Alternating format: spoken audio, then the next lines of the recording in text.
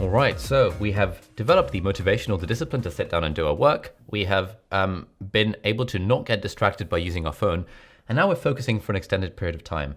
But we probably want to be taking breaks during that focusing session because there is some evidence. I've got a research paper here that says we propose that deactivating and reactivating your goals allows you to stay focused.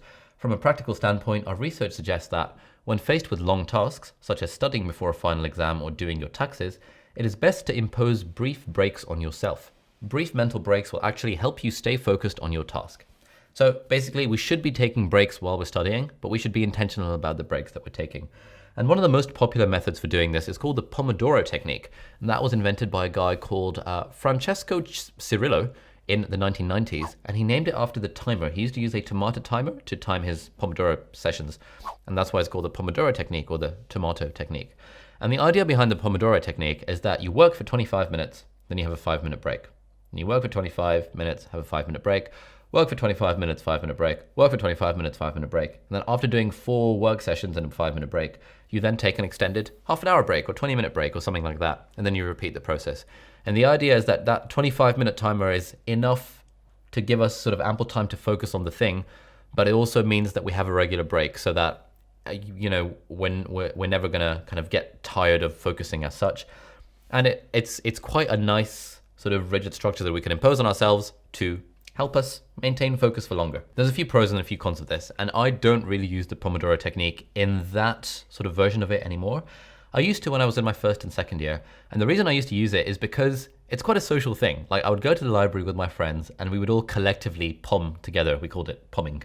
And so we would start a pom, with like a tap on the desk, and then we would end the pom with a tap on the desk, and then we would end the 5-minute break with 2 taps, and that would be a sign that the next pom was going to begin. And it was just quite a fun social thing because everyone could be doing different subjects, and in fact we all were doing different subjects, but we were all in the same library at my college, Emmanuel College, and we would kind of pom together, and it would feel like a sort of shared community group learning session, even though we were all doing different subjects. So that's one of the advantages. The other advantage is that if we find it hard to focus on the thing, or what we're doing just really isn't fun, like doing our taxes or whatever, then the end of that 25-minute session is sort of like a light at the end of the tunnel, and we can think, oh yes, I've only got 7 more minutes to focus, and then we can focus for 7 minutes, and then we can breathe a sigh of relief as we take that break. So that's sort of the benefits of the Pomodoro technique, and of course it forces us to take breaks, so it's good. The reason I don't really use it anymore in that particular realm is that usually when I'm studying, I don't have a problem with focusing for more than 25 minutes.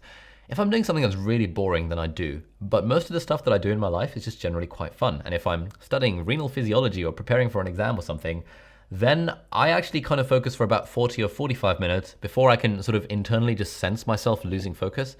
And at that point, I'm like, okay, cool, it's been 45 minutes. I'm going to take a 15-minute break and make myself a cup of coffee or something like that. I think the Pomodoro technique does have its benefits, but I don't think we shouldn't stick to it so rigidly. We should use the technique as a tool rather than being a slave to the technique. And I know lots of people who say things like, oh, I tried the Pomodoro technique, but I got really annoyed when the 25 minutes was up because I actually needed an extra 5 minutes. If you need an extra 5 minutes to finish the bit that you're doing, take the extra 5 minutes. This is just a guideline. It's not really a rule. Sort of like the Pirates Code in Pirates of the Caribbean. But yeah, that's what the Pomodoro method is useful for, and so many people swear by it. There's a few different apps that you can use for it. I think if you just type in Pomodoro timer on Google, it's got one built in. So we used to use that one. There's a website, tomatotimer.com, that also works. And then there's the app that I used to use for this when I was in my 5th year of med school, and that app is called Forest. And the idea behind Forest is that you start your pom session, and the way it works is that it kind of grows a tree for you. And if you go off the app, or if you go to a different app on your phone during that 25 minutes, then your tree dies and you have to start again. So as your tree is growing, you have to kind of stay on the app screen watching the tree grow for 25 minutes, which forces you to not get distracted with your phone. And then the 5-minute break kind of it times it for you, and then it starts a new tree. So this is quite a nice way of pomodoroing or pomming, because you know that you can't go on your phone because then your tree's going to die.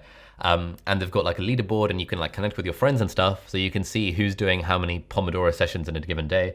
And you can be like, oh damn, Marcus did 8 hours worth of POMs yesterday. He must be doing really well in exams. Why don't I, motivate myself to do a bit more studying? So that was how I used to use the Pomodoro method in 5th year when preparing for my obstetrics and gynecology and pediatrics exams. But like I said, I don't really use it as rigidly anymore. I think I'm now at the point where I can just kind of focus for 45 minutes, 50 minutes at a time, and then I'll take a break, and yeah, that's all good. So that's the Pomodoro method. If you haven't tried it yet, you might find it works for you. I think it's really great when you're working with friends, because then you can all pom together and then you can all just have a chat in the 5-minute break. So thanks for watching, and I'll see you in the next video.